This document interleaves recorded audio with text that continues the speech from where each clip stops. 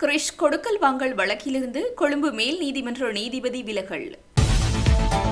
பொது போக்குவரத்து சேவைகளுக்கு இடையூறு விளைவித்தால் கடுமையான சட்ட நடவடிக்கை. இலங்கை ராணுவ தலைவர்கள் மீது தாக்குதல் நடத்த நிதி திரட்டும் புலி ஆதரவாளர்கள். வசந்த கருணாகொட குற்றச்சாட்டு. தேசப்பந்துவிடம் வாக்குமூலம் பதிவு செய்தது குற்றப்புலனாய்வு பிரிவு. விமான எதிர்ப்பு தோட்டாக்களுடன் ராணுவ வீரர் கைது.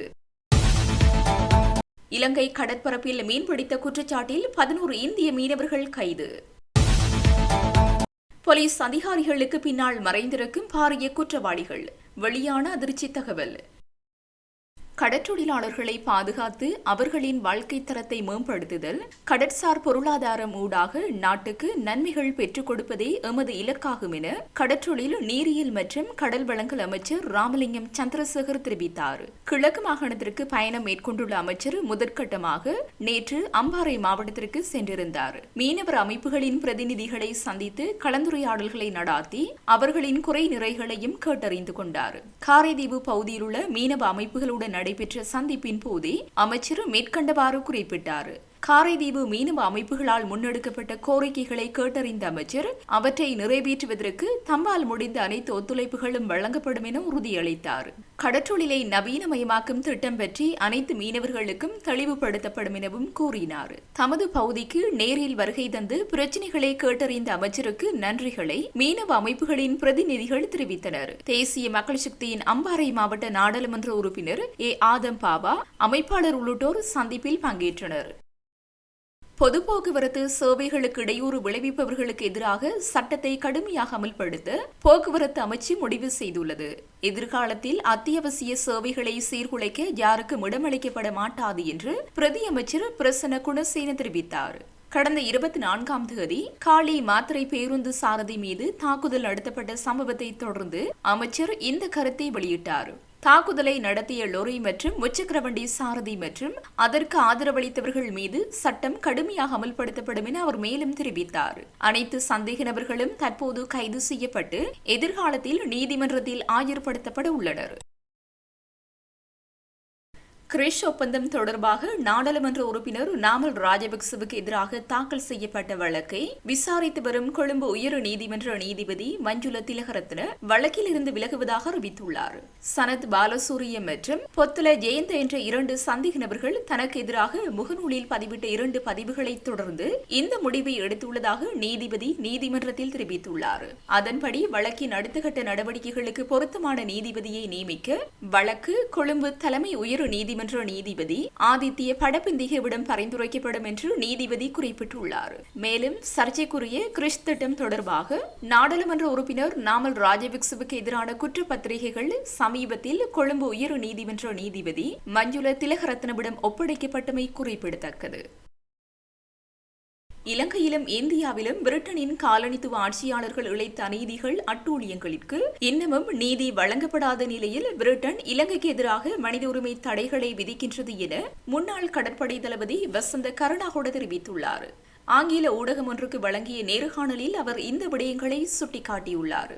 பிரிட்டன் தனது கடந்த கால செயற்பாடுகளிற்காக மன்னிப்பு கோரவில்லை என தெரிவித்துள்ள அவர், காசா, சிரியா, ஆப்கானிஸ்தான், லிபியா போன்ற பகுதிகளில் இடம்பெறும் விடயங்கள் குறித்து ஏன் பிரிட்டன் மௌனமாக உள்ளது என கேள்வி எழுப்பியுள்ளார். மேலும் மேற்கத்திய நாடுகளான பிரித்தானியா, அமெரிக்கா, கனடா, ஆஸ்திரேலியா மற்றும் ஐரோப்பாவில் தமிழீழ விடுதலை புலி ஆதரவாளர்கள் இன்னும் செயற்பட்டுக் கொண்டிருப்பதாகவும் அந்த நாடுகளின் அரசியல்வாதிகள் மீது செல்வாக்கு செலுத்த முயற்சிப்பதாகவும் அவர் குற்றம் சுமத்தியுள்ளார். இலங்கை ராணுவ தலைவர்களுக்கு எதிராக தடைகளை விதிக்கவும் அவர்கள் மீது தாக்குதல் நடத்தவும் இவர்களால் நிதி திரட்டப்படுகிறது என்றும் அவர் தெரிவித்துள்ளார். இந்த நிலையில் இலங்கை அரசு தனது ராணுவ தலைவர்களை ஆதரிக்க வேண்டும் எனவும் இவ்வகையான வெளிநாட்டு தடைகளை உறுதியாக எதிர்க்க வேண்டும் என்றும் அவர் வலியுறுத்தினார். பணி இடைநீக்கம் செய்யப்பட்டு தற்போது சிறையில் உள்ள போலீஸ் மா அதிபர் தேசபந்து தென்னகோனிடம் குற்ற புலனாய்வு பிரிவு வாக்குமூலம் பதிவு செய்துள்ளது. போலீஸ் மாதிபர் தேசபந்து தென்னக்கோன் உட்பட 8 பேரை கைது செய்து நீதிமன்றத்தில் முன்னிலைப்படுத்துமாறு மாத்தறை நீதவான் நீதிமன்றம் அண்மையில் உத்தரவிட்டிருந்தது.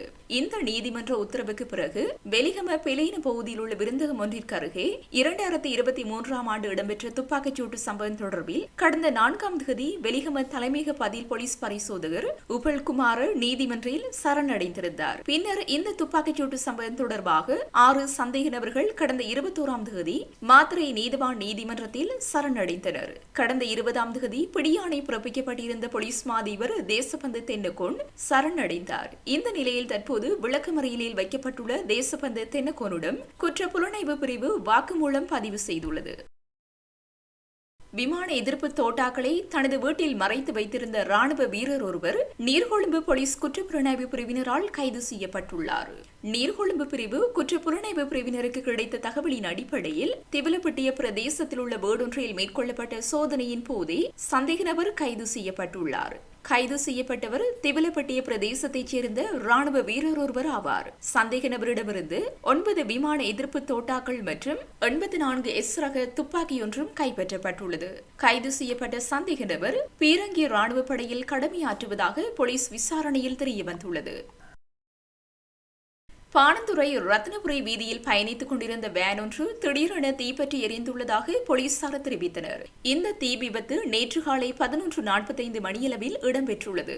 தீ விபத்துக்கான காரணம் இதுவரை கண்டறியப்படவில்லை என போலீசார் தெரிவித்தனர். மேலும் தீ விபத்தில் எவருக்கும் எந்தவித காயங்களும் ஏற்படவில்லை எனவும் போலீசார் தெரிவித்தனர். மாநகர சபையின் தீயணைப்பு படையினர் இணைந்து தீப்பரவலை கட்டுப்படுத்தியுள்ளதாக போலீசார் மேலும் தெரிவித்தனர். உள்ளூராட்சி மன்ற தேர்தலில் ஒரு வேட்பாளர் ஒரு வாக்காளருக்கு அதிகபட்சமாக எவ்வளவு செலவு செய்யலாம் என்பதை குறிப்பிடும் அதிவிசேட வர்த்தமானி அறிவிப்பு வெளியிடப்பட்டுள்ளதாக தேர்தல்கள் ஆணைக்குழு தெரிவித்துள்ளது. அதன்படி ஒரு வேட்பாளர் ஒரு வாக்காளருக்கு 74 முதல் 160 ரூபாய் வரை செலவிடலாம் என்று ஆணைக்குழு தெரிவித்துள்ளது. நாட்டில் ஒழுங்கமைக்கப்பட்ட குற்ற கும்பல்கள் போலீஸ் பிரிவுகளுக்குள் ஊடுருவியுள்ளதாக பொது பாதுகாப்பு அமைச்சின் செயலாளர் ரவி செனவரத்ன தெரிவித்துள்ளார். சில போலீஸ் அதிகாரிகள் அந்த கும்பல்களுக்கு இரையாகிவிட்டதாக அவர் குறிப்பிட்டுள்ளார். சட்டம் நடைமுறைப்படுத்தாவிட்டால் நமக்கு அமைதியே இருக்காது. அவைதான் நம்மிடம் ஒப்படைக்கப்பட்ட பொறுப்புகளாகும்.